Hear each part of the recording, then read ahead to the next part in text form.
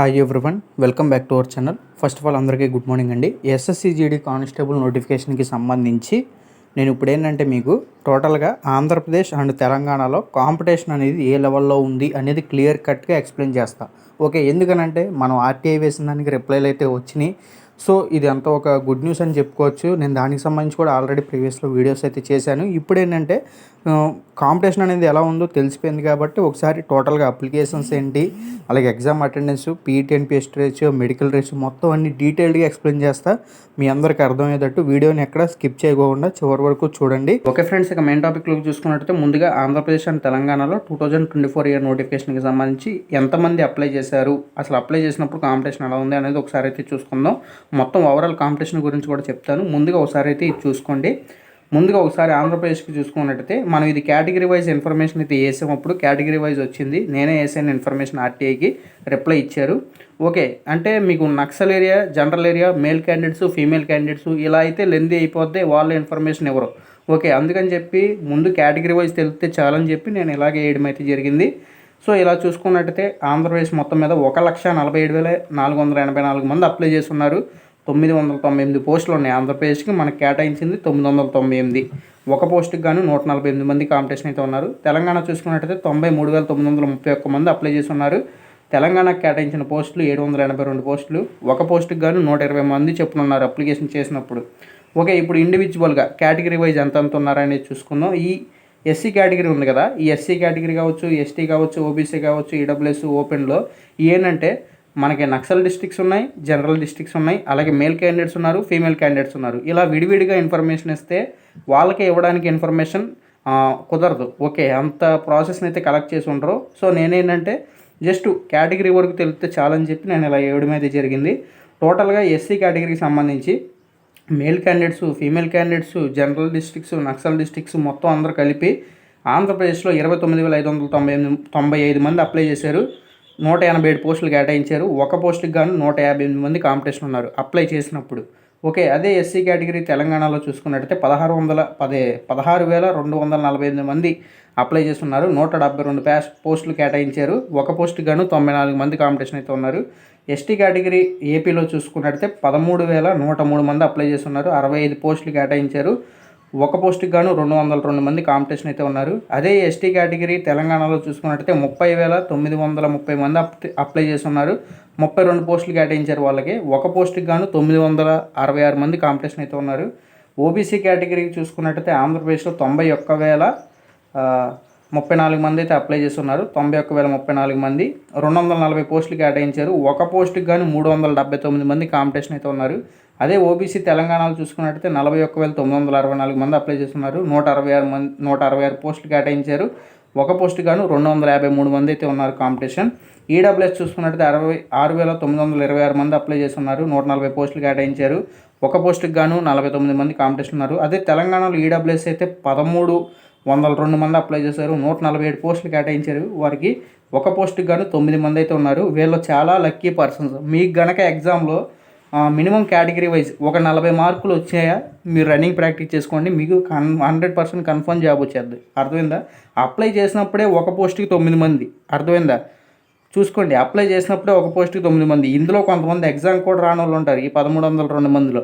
Okay, ఆ లెక్కను చూసుకుంటే అసలు మీకు మినిమం కేటగిరీ వైజ్ 40, 48, 32 అని ఉంటాయి. ఓకే, ఇలా మీకు ఈడబ్ల్యూఎస్ సంబంధించి మినిమం 40 మార్కులు రావాలి. ఆ మినిమం మార్కులు వచ్చినా మీరు క్వాలిఫై.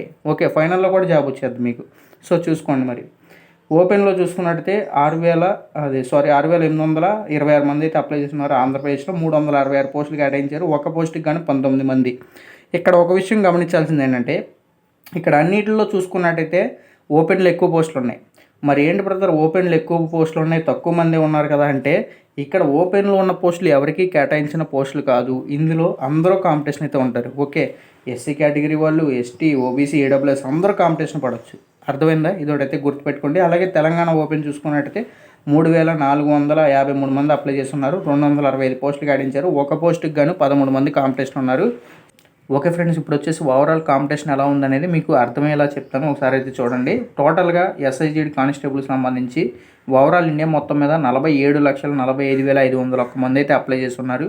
మొత్తం కేటాయించిన పోస్టులు వచ్చేసి టోటల్గా 26,146 పోస్టులు. ఒక పోస్టుకి గాను 181 మంది కాంపిటీషన్ అయితే ఉన్నారు. ఓకే, ఇప్పుడు ఆంధ్రప్రదేశ్ అండ్ తెలంగాణ గురించి అయితే చూసుకుందాం. టోటల్గా ఆంధ్రప్రదేశ్కి కేటాయించిన పోస్టులు వచ్చేసి 998 పోస్టులు. ఓకే, 1,47,484 మంది ఆంధ్రప్రదేశ్ క్యాండిడేట్స్ అప్లై చేస్తున్నారు. ఒక పోస్టుకి గాను 148 మంది ఉన్నారు. ఓకే, తెలంగాణలో చూసుకున్నట్టయితే 782 పోస్టులు అయితే ఉన్నాయి. టోటల్గా తెలంగాణ మొత్తం మీద 93,931 మంది అప్లై చేస్తున్నారు. ఒక పోస్ట్కి 120 మంది చెప్పున కాంపిటీషన్ అయితే ఉన్నారు అప్లై చేసినప్పుడు. అర్థమైందా? ఇక్కడ exam attendance. Okay, exam attendance చూసుకున్నట్టయితే నేను మొన్న ఆర్టీఐ వేయడం అయితే జరిగింది, అందులో ఇన్ఫర్మేషన్ అయితే వచ్చింది. టోటల్గా చూసుకున్నట్టయితే ఆంధ్రప్రదేశ్ మొత్తం మీద 1,01,957 మంది ఎగ్జామ్ అయితే రాశారు 998 పోస్టులకు గాను. ఓకే, దీనికి ఎగ్జామ్ రాసినప్పుడు ఒక పోస్ట్కి 102 మంది కాంపిటీషన్ అయితే ఉన్నారు. చూసుకోండి, ఇక్కడ అప్లై చేసినప్పుడేమో ఒక పోస్ట్కి 148 కాంపిటీషను, ఎగ్జామ్ రాసేటప్పటికేమో ఒక పోస్ట్కి 102 చెప్పున కాంపిటీషన్లో ఎగ్జామ్ అయితే రాశారు. సో ఇక్కడ మీకే వదిలేస్తున్నా, గమనించుకోండి. అలాగే తెలంగాణ చూసుకున్నట్టయితే 65,869 మంది ఎగ్జామ్ అయితే రాశారు. ఓకే, ఈ 93,931 మందిలో కేవలం 65,869 మంది ఎగ్జామ్ రాశారు. వీళ్ళకి కేటాయించిన పోస్టులు 782. ఇక్కడ చూసుకున్నట్టయితే ఒక పోస్ట్కి 84 మంది చెప్పున ఎగ్జామ్ అయితే రాశారు. అర్థమైందా? ఒక పోస్ట్కి 84 మంది చెప్పున ఎగ్జామ్ అయితే రాశారు. ఓకే, ఇక్కడ అటెండెన్స్ పర్సంటేజ్ చూసుకున్నట్టయితే 71%గా అయితే ఉంది ఆంధ్రప్రదేశ్లో. అదే తెలంగాణలో అయితే 69%గా ఉంది. సో అర్థమైంది కదా. ఇక నెక్స్ట్ పీఈటీ అండ్ పిహెచ్టీకి సంబంధించి ఏ రేషియో ప్రకారం తీస్తారనేది ఒకసారి అయితే చూసుకుందాం. ఇది మీలో చాలామందికి అయితే తెలిసిద్ది. నేను చాలాసార్లు ఆల్రెడీ అయితే చెప్పాను మీకు, చాలా వీడియోస్లో మన ఎస్ఎస్సిజిడి రిలేటెడ్ వీడియోస్లో చెప్పాను. సెపరేట్గా దీనిపై వీడియోస్ కూడా చేశాను. ఒక పోస్ట్కి గాను state wise, area wise, category wise ఒక పోస్ట్కి గాను 8 మందిని చెప్పున పిలుస్తారు. అర్థమైందా? ఫర్ సపోజ్ మీకు ఒక 100 పోస్టులు కేటాయించారు అనుకోండి, ఆ 100 పోస్టులకు గాను 800 మందిని పీఈటీ అండ్ పిహెచ్టీకి పిలవడం అయితే జరుగుతుంది. అర్థమైందా? అదే ఒక 10 పోస్టులే ఉన్నాయంటే 80 మందిని. సో ఇలా అయితే మిమ్మల్ని పిలవడం అయితే జరుగుతుంది. సో ఇదొకటి అయితే అర్థం చేసుకోండి. ఈ లెక్క ప్రకారం మన ఆంధ్రప్రదేశ్కి సంబంధించి టోటల్గా 998 పోస్టులు అయితే ఉన్నాయి. సుమారుగా చూసుకుంటే అంటే 2 పోస్టులు తక్కువ 1000 పోస్టులు అయితే ఉన్నాయి కదా. సుమారుగా మన మాటలో చెప్పాలంటే 8,000 మంది వస్తారండి. దాదాపు 8,000 మందిని షార్ట్ లిస్ట్ చేయాలి. బట్ ఏంటంటే సుమారుగా ఒక 7,500 మందినే పిలవడానికి అవకాశం అయితే ఉంది. ఓకే, అంటే 7,500 మందిని ఎగ్జామ్ క్వాలిఫై చేసి పీఈటీ అండ్ పిహెచ్టీకి పిలవడానికి ఛాన్స్ అయితే ఉంది. ఇలా ఎందుకంటే 1:8 రేషియోనే. బట్ ఏంటంటే కరెక్ట్గా అదే రేషియోలో తీయడం ఎవరి వల్ల సాధ్యం కాదు. కొంచెం అటు ఇటుగా అయితే ఉంటుంది. మనం ఎప్పుడు ఎక్కువ మందిని ఎక్స్పెక్ట్ చేయకూడదు, తక్కువే తీస్తారు వాళ్ళు. ఎందుకంటే లాస్ట్ టైం కూడా ఇలాగే జరిగింది. ఓకే, పిలవాల్సిన దానికంటే తక్కువ మందిని పిలిచారు. సో ఈ లెక్క ప్రకారం చూసుకున్నట్టయితే నా లెక్క ప్రకారం ఏంటంటే ఒక 7,500 మందిని షార్ట్ లిస్ట్ చేయడానికి అయితే అవకాశం ఉంది ఆంధ్రప్రదేశ్ నుంచి. అలాగే పీఈటీ అండ్ పిహెచ్టీకి సంబంధించి తెలంగాణకు చూసుకున్నట్టయితే 1:8 రేషియోనే. సో చెప్పాను కదా, state wise, area wise, category wise 1:8 ఎక్కడ చూసుకున్నా. ఎస్ఐజిడికి సంబంధించి 782 పోస్టులు అయితే వీళ్ళకి కేటాయించారు తెలంగాణలో. టోటల్గా ఇక్కడ చూసుకున్నట్టయితే మరి యాక్చువల్గా లెక్క ప్రకారం అవ్వాల్సింది 6,256 మంది. అర్థమైందా? బట్ ఏంటంటే మనకి సుమారుగా ఒక 6,000 మంది మాత్రమే పిలవడానికి అవకాశం అయితే ఉంది. ఇదొకటైతే గుర్తుపెట్టుకోండి. సుమారుగా 6,000 మందిని అయితే పిలుస్తారు. పైన ఒక 250 మందిని తీసేసిన ఒక 6,000 మందిని పిలవడానికి అవకాశం ఉంది పీఈటీ అండ్ పిహెచ్టీకి. సో ఇక్కడ నెక్స్ట్ మెడికల్ రేషియో చూసుకుందాం. మెడికల్ రేషియో వచ్చేసి 1:2. అర్థమైందా? State wise, area wise, category wise PET and PhD qualify అయిన తర్వాత మీ యొక్క ఎగ్జామ్లో మెరిట్ మార్కులను బట్టి 1:2 రేషియోలో మెడికల్కి పిలుస్తారు అని వాళ్ళు క్లియర్గా నోటిఫికేషన్లో మెన్షన్ చేయడం జరిగింది. సో ఈ లెక్క ప్రకారం ఆంధ్రప్రదేశ్లో చూసుకున్నట్టయితే 998 పోస్టులకు గాను మనం యాక్చువల్గా మాట్లాడుకోవాలంటే 2,000 మంది సుమారుగా. ఓకే, 2,000 మంది దాకా ఉంటారు. బట్ ఏంటంటే పర్ఫెక్ట్గా తీయడం కుదరదు కాబట్టి పైగా పీఈటీ అండ్ పిహెచ్టీలో ఎక్కువ ఫిల్టరేషన్ కూడా జరిగే అవకాశాలు అయితే ఉన్నాయి. సో ఈ లెక్క ప్రకారం చూసుకున్నట్టయితే 1,700 నుంచి 1,800 పిలవడానికైతే అవకాశం ఉంది. అర్థమైందా? నన్ను అడిగితే కొంచెం తగ్గించి 1,700 నుంచి 1,800 ఈ మధ్యలో పీఈటీ అండ్ పిహెచ్టీకి పిలవడానికి అవకాశం అయితే ఉంది. అలాగే తెలంగాణ చూసుకున్నట్టయితే వాళ్ళకు వచ్చేసి మెడికల్ కూడా సేమ్ 1:2 రేషియోనే. ఆ లెక్క ప్రకారం 782 పోస్టులకు గాను 1,564 మందిని అయితే పిలవాలి కదా. బట్ ఏంటంటే 1,400 నుంచి 1,500 ఈ మధ్యలో పిలవడానికి అయితే అవకాశం ఉంది. సో ఇదోటైతే గుర్తుపెట్టుకోండి. అర్థమైందా? ఫైనల్గా జాబ్ వచ్చేసి 1:1 రేషియోలో ఇవ్వడం అయితే జరుగుతుంది. తెలంగాణలో కూడా అంతే 1:1 రేషియోలో జాబ్ ఇవ్వడం అయితే జరుగుతుంది. ఓకే ఫ్రెండ్స్, ఇక ఆంధ్రప్రదేశ్ అండ్ తెలంగాణలో ఏ దశల్లో ఎంతమంది ఫిల్టర్ అవుతున్నారు అంటే అప్లై చేసిన కాడ నుంచి ఫైనల్లో జాబ్ రావడానికి ఎంతమంది ఫిల్టర్ అవుతున్నారు అన్నది మీకు క్లియర్ కట్గా ఒకసారి ఇక్కడ ఎక్స్ప్లెయిన్ చేస్తున్నా చూడండి. ముందుగా ఆంధ్రప్రదేశ్ చూసుకున్నట్టయితే 1,47,784 మంది అప్లై చేశారు. ఓకే, ఎగ్జామ్ అటెండ్ అయిన మట్టికి 1,01,957 మంది ఎగ్జామ్ అటెండ్ అయ్యారు. అంటే 45,527 మంది అసలు ఎగ్జామే రాయలా. ఓకే, వీళ్ళకి అడ్మిట్ కార్డులు ఇష్యూ అయినాయి, బట్ ఏంటంటే ఎగ్జామ్ అనేది రాయలేదు. ఓకే, మీకు ఇక్కడ డౌట్ రావచ్చు, చాలామంది అప్లికేషన్ స్టేటస్లు రిజెక్ట్ అయ్యి ఉండొచ్చు కదా అని.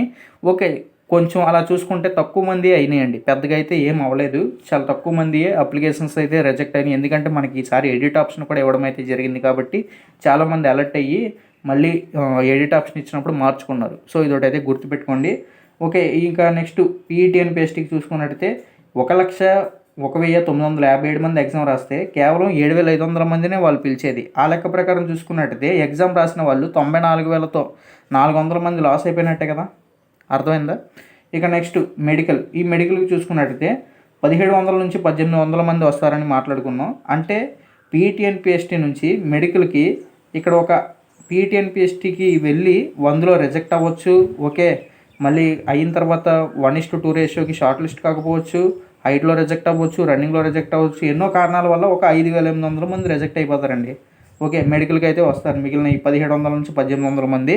ఇక నెక్స్ట్ ఫైనల్గా 998 పోస్టులు ఉన్నాయి కాబట్టి దీని ప్రకారమే పోస్టులు 1:1 రేషియోలో ఇవ్వడం అయితే జరుగుతుంది అంత క్వాలిఫై అయిన తర్వాత. ఈవెన్ మిగలాలంటే 1-2 ఏమన్నా మిగిలితే మిగలొచ్చి పోస్టులు, ఓ మాటలో చెప్పాలంటే కొన్ని మిగులుతాయి. ఓకే, 100% నాకు తెలిసి ఫిల్ అవ్వకపోవచ్చు, ఎక్కడైనా 1-2 మిగిలే అవకాశాలు అయితే ఉన్నాయి. ఇక తెలంగాణలో చూసుకున్నట్టయితే టోటల్గా 93,931 మంది అప్లై చేశారు. ఎగ్జామ్ రాసిన మట్టికి 65,869 మంది. ఎగ్జామ్ అటెండెన్స్ ఒకసారి ఇక్కడ చూసుకున్నట్టయితే అప్లై చేసిన కానీ ఎగ్జామ్ అటెండెన్స్ ఇది టోటల్గా 28,062 మంది అసలు ఎగ్జామే రాయలేదు. అర్థమైందా? ఇక నెక్స్ట్ 6,000 మంది దాకా PETNPSTకి వస్తారని మాట్లాడుకున్నాం కదా. అంటే సుమారుగా ఎగ్జామ్ రాసింది అయితే 65,869, బట్ PETNPSTకి షార్ట్ లిస్ట్ అయింది 6,000 మంది అవుతారు సుమారుగా మాట్లాడుకుంటే. అంటే సుమారుగా ఒక 60,000 మందికి ఇక్కడ ఎగ్జామ్ రాసిన వాళ్ళు క్వాలిఫై అవ్వరు. ఓకే, ఇది ఒకటైతే గుర్తుపెట్టుకోండి సుమారుగా. ఇక నెక్స్ట్ PETNPST ఇక 1,400 నుంచి 1,500 మంది మెడికల్కి అయితే వస్తారని మాట్లాడుకున్నాం కదా. అంటే PETNPSTకి ఒక 6,000 మంది షార్ట్ లిస్ట్ అవుతారు. కొంతమంది PETNPSTకి వెళ్ళకపోవచ్చు, వెళ్ళి హైట్లోను చెస్ట్లోను ఎలాగైనా కొన్ని రిజెక్ట్ అయ్యే ఛాన్సెస్ ఉన్నాయి. ఇంకోటి ఏంటంటే రన్నింగ్ అవ్వకపోవచ్చు, కొంతమంది ఇంకొన్ని కారణాల వల్ల 1:2 రేషియోలో షార్ట్ లిస్ట్ అవ్వకపోవచ్చు, కొంచెం తక్కువ మార్కులు రావడం వల్ల. ఎనీవే మొత్తానికి వచ్చేసి ఒక 4,500 నుంచి 4,600 మందికి కొంచెం డిస్క్వాలిఫై అయ్యే ఛాన్సెస్ అయితే ఉన్నాయి. ఒక 1,400 నుంచి 1,500 మంది మెడికల్కి అయితే వెళ్తారు. ఓకే, ఇంకా నెక్స్ట్ 782 మంది ఫైనల్గా 1:1 రేషియోలో జాబ్ అయితే వస్తుంది. ఇక్కడ 782 పోస్టులు ఉన్నాయి కాబట్టి. సో మీకు మొత్తం కళ్ళకు కట్టినట్టు కాంపిటీషన్ లెవెల్ మొత్తం ఎలా ఉందనేది ఎక్స్ప్లెయిన్ చేశాను అనుకుంటున్నాను. మీకు ఏమన్నా డౌట్ ఉంటే కామెంట్ చేయండి.